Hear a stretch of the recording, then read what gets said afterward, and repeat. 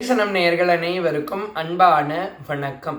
திருவெண்பாவையினுடைய 10ஆம் நாள் பாசுரத்தை இன்றைக்கு நம்ம சிந்திக்க இருக்கிறோம். வாங்க பாசுரம் என்ன என்பதனை சிந்தித்துவிட்டு அது என்ன தாற்பயத்தை சொல்கிறது என்பதை இன்றைக்கு நம்ம சிந்திக்கலாம். அதோடு சேர்ந்து ஒரு அடியாரை பற்றி நம்ம சிந்திக்கலாம். பாதளம் ஏழினும் கீழ் சொல் கழிவு பாதமலர் போதார் புனை முடியும் எல்லாம் பொருள் முடிவே பேதை ஒரு பால் திருமேனி ஒன்று அல்லன் வேதம் முதல் விண்ணோரும் மண்ணோரும் துதித்தாலும் ஓத உலவா ஒரு தோழன் தொண்டர் உளன் கோதியில் குலத்து அறந்தன் கோவில் பினா பிள்ளைகள் ஏது அவன் ஊர் ஏது அவன் பேர் ஆர் உற்றார் ஆர் ஆயல ஏது அவனை பாடும் பரிசேலோர் எம்பாவாய். ரொம்ப அற்புதமான இந்த 10ஆம் நாள் பாசுரத்தில் மார்கழி இந்த மாணிக்கவாசக பெருமான் என்னவற்றை விரும்புகிறார் அப்படின்னு கேட்டால், அவருக்கே தெரியலையா சிவபெருமானை எப்படி வழிபட வேண்டும் என்பது மாணிக்கவாசக பெருமானுக்கே தெரியலையா. மாணிக்கவாசக பெருமானுக்கே தெரியலன்னா நமக்கு எப்படி தெரியும்? மாணிக்கவாசக பெருமானுக்கே தெரியலையா சிவபெருமானினுடைய காலடித்து கழல்களுக்கு கீழே விளங்குகிறது 7 உலகங்கள். பாதாள உலகம், அதல விதல உதல பாதாள உலகங்கள் நம்ம சொல்றோம். 7 உலகங்கள். அந்த 7 உலகங்களும் யாருடைய திருவடிக்கு கீழ் இருக்கிறதாம்? எம்பெருமான் திருவடிக்கு கீழ் இருக்கிறதாம். அப்படிப்பட்ட எம்பெருமானை நம்ம எப்பொழுதும் மலர்களால் அர்ச்சிக்கக்கூடிய பணிப்பெண்கள், கோவிலுக்குள்ள இருக்கிற பணிப்பெண்களை பார்த்து கேட்கிறார், அம்மா நீங்கள் எல்லாம் இவனை வழிபடுகிறீர்கள். வேத முதல்வன், வேதத்துக்கெல்லாம் நாயகனான வேதநாயகனாக இருக்கக்கூடிய எம்பெருமானை நீங்கள் எல்லாம் வழிபடுகிறீர்கள். எல்லோரும் அவன் திருவடியை தரிசிக்க காத்து கொண்டிருக்கிறீர்கள். அவன் யார், அவன் ஊர் என்ன, அவன் பேர் என்ன, எதுவுமே எனக்கு தெரியாது. நீங்கள் தான் எனக்கு அதை சொல்லிக் கொடுத்து அருள வேண்டும் என்று ஒரு தோழியை கேட்பது போல மாணிக்கவாசக பெருமான் இந்த பாடலை எழுதியிருக்கிறார். ரொம்ப அற்புதமான பாசுரம். இந்த பாசுரத்துக்கு ஏற்ற ஒரு அடியாரை நாம் சேர்ந்திக்க வேண்டும் என்று சொன்னால் அந்த அடியார் வேறு யாரும் இல்லை, கண்ணப்ப நாயனாரை நம்ம சேவிக்கணும். ஏன் சேவிக்கணும்? கண்ணப்ப நாயனாரை பற்றி நம்ம ஏன் இன்றைக்கு சிந்திக்க வேண்டும் அப்படின்னு கேட்டால், எந்த பூஜை முறை எடுத்தாலும் அது இறைவனை சேரும் என்பதை நமக்கு உணர்த்தி காட்டினார். கண்ணப்ப நாயனார் என்ன பூஜைங்க செஞ்சார்? கண்ணப்ப நாயனார் செய்யாத பூஜையே இல்லை. அவர் என்னெல்லாம் செஞ்சார்? அவர் ஒரு வேடுவத் தலைவன். அந்த வேடுவத் தலைவன் கிருத்தயுகத்திலே காளஹஸ்தி என்கின்ற திருத்தலத்திலே எழுந்தருளி அருள் புரியக்கூடிய காலத்திநாத பெருமானையும் ஞான பூங்கோதை அம்பிகையும் சமேத காலத்திநாத பெருமான், அந்த காலத்திநாத பெருமான் சன்னதிக்கு அவர் சென்றார். ஏதோ ஒரு ஈர்ப்பு, தினந்தோறும் வாயிலே தண்ணீரை மொண்டு அவர்கிட்ட சொம்பெல்லாம் கிடையாது, வாயில தண்ணீரை மொந்து கொண்டு வருவார். தலையில பூவெல்லாம் கொன்றை மலர்களை எல்லாம் சூடி கொண்டு வருவார். பன்றிக்கறி வைப்பார்.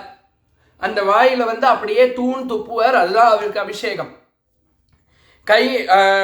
பூவை எடுத்து அவர் தலைமையில போட்ட பூவை எம்பெருமானுக்கு சமர்ப்பிப்பார். அதுதான் அவருக்கு அர்ச்சனை. பன்றிக்கறி கொடுப்பார். அதுதான் நைவேத்தியம்.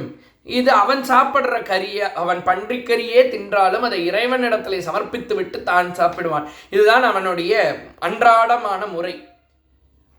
இப்போ ஒரு நாள் அந்த கண்ணப்பன் இவனுக்கு கண்ணப்பன்னு முதல்ல ஏன் பேர் வந்ததுங்கிறதே அற்புதமான ஒரு வரலாறு இல்லையா? இந்த வரலாறு தான்.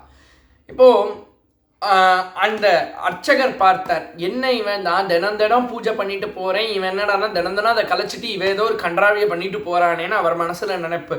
அதை பார்த்த உடனே ஒரு நாள் ரொம்ப பொறுக்க முடியாம எம்பெருமான் இடத்துல மன்றாடினார், பெருமானை யாரோ உனக்கு இப்படி அபச்சாரம் செய்கிறார்களே, அவர்களை நீ தண்டிக்க கூடாதா என்று கேட்டார். அப்போ அன்றைக்கு இரவு அந்த அர்ச்சகர் கனவிலே சென்ற எம்பெருமான் சொன்னார், அது அபச்சாரங்கள் இல்லை, எனக்கு ஏற்றமான உபச்சாரங்கள். நாளை எம் சன்னதிக்கு பின்னே இருந்து நடப்பதை கவனின்னு சொல்லிட்டு மறைஞ்சுட்டார்.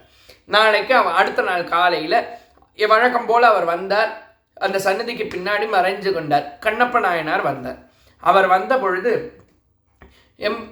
வழக்கம் போல் அதே மாதிரி பன்றிக்கறியை எடுத்துகிட்டு வந்தார். வாயிலிருந்து உமிழ்ந்தார். அப்புறமா பூவை எடுத்து சாமிக்கு வச்சார். எல்லாம் பண்ணார். கடைசியில் திடீர்னு பார்த்தா சிவபெருமான் கண்களில் இருந்து நீர் கொட்டுகின்றது, ரத்தம் கொட்டுகின்றது. மன்னித்து விடும் என்றும் ரத்தம் கொட்டுகின்றது. இந்த ரத்தம் கொட்ட கொட்ட அதை பார்க்கும் பொழுது கண்ணப்ப நாயனாருக்கு மனது ஒரே கவலை. என்ன பண்ணார்? உடனே எம்பெருமானுக்கு கண் இல்லைன்னு சொல்லி தன்னுடைய தன்னுடைய இது அம்பை ஒன்று எடுத்து கண்ணை பேத்து அப்படியே எடுத்து அந்த லிங்கத்து மேலே வச்சார். வச்ச உடனே ரத்தம் நின்றுது. அவருக்கு ரொம்ப சந்தோஷம், பரம சந்தோஷம். அடுத்த ஒரு நொடிக்கு கூட இல்லாமல், ஒரு வினாடிக்கு கூட இல்லாமல் இடது கண்களிலிருந்து ரத்தம் கொட்ட ஆரம்பிச்சிது. வலது கண்ணில் முதல்ல கொட்டிட்டு அப்புறம் இடது கண்ணில் கொட்ட ஆரம்பிச்சிருச்சு. வலது கண் இடது கண் ரெண்டுத்துலையுமே கொட்ட உடனே இப்போ இடது கண்ணில் கொட்ட ஆரம்பித்த உடனே அவருக்கு ஒரே கவலை, என்ன செய்யறதுன்னு தெரியல. இப்போ இந்த கண்ணை கொடுத்துடலாம், பிரச்சனை இல்லை. வலது கண் வேணும்னு கேட்டார், வலது கண்ணை கொடுத்தாச்சு. இடது கண்ணையும் கொடுத்துடலாம், ஆனால் இடது கண்ணை வேற எங்கேயாவது வச்சுட்டா என்ன பண்ணுறதுன்னு சொல்லி தன் காலை எடுத்து அந்த லிங்கத்தின் மேலே வைத்து அந்த அடையாளக்குறியை வைத்து தன் கண்ணை பெயர்க்க சென்ற பொழுது எம்பெருமான் காட்சி தந்து சொன்னார், கண்ணப்பா, நீதான் என்னுடைய உண்மையான பக்தன், இதனால் தான் அந்த பூஜையை நான் உவந்து ஏற்றுக்கொள்கிறேன் என்று அந்த அர்ச்சகருக்கும் நிரூபித்தார், இந்த உலகத்துக்கும் நிரூபித்தார் எம்பெருமான்.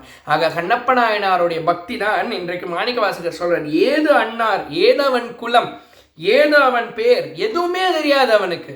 ஆனாலும் பக்தி என்கின்ற ஒரு விஷயத்தை வைத்து கொண்டு அவனாலே எம்பெருமானை அடைய முடிந்தால், எல்லாமே தெரிஞ்ச நம்ம ஏன் பக்தியை, ஏன் இறைவனை அடைய முடியாது? நாளை 11ஆம் நாள் பாசுரத்தில் சந்திக்கலாம். நன்றி, வணக்கம்.